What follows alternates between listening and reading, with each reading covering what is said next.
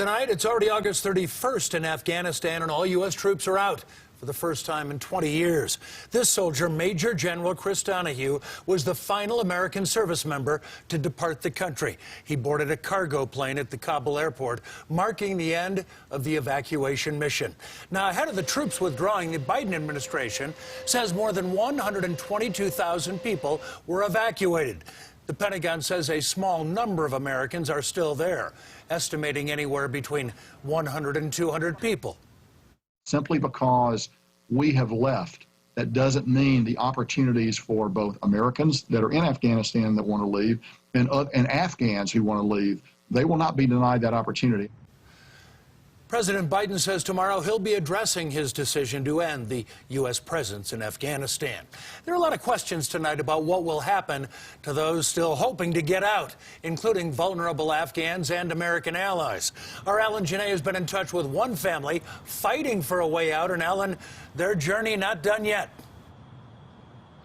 Well, Jim, among those left behind, the brother of a former Afghan translator who now lives here in the Denver area. The brother left behind also served as a translator and recently tried to get his wife and children out, taking them to the airport to wait day after day to try to get through the gates, but never did.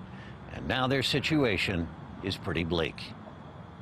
We met Mohammed last week, afraid to show his face in fear the Taliban might find his brother. 100% he will be dead.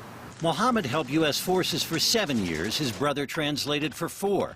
As the war went on, Mohammed was allowed to come to the U.S. 5 years ago.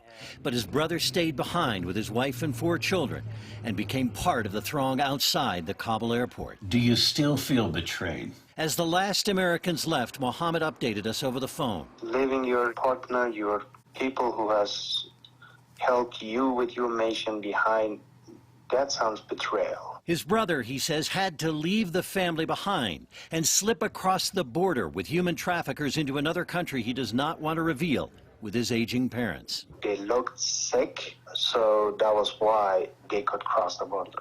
But the wife and children are still in Afghanistan, and he fears still in danger. Of course they are. There were people actively looking for my brother, and I'm sure they will come back for his family too. Mohammed has spent over a week writing emails, filling out forms, calling Colorado senators and congresspeople and private organizations. It's totally unfair. But no one ever called back. He deserved to be helped, which he couldn't get that.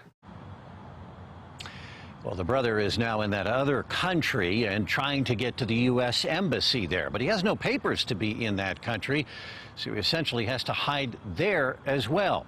Now, an organization we showed you that started here in Denver that was helping people get out of Afghanistan never got around to his case.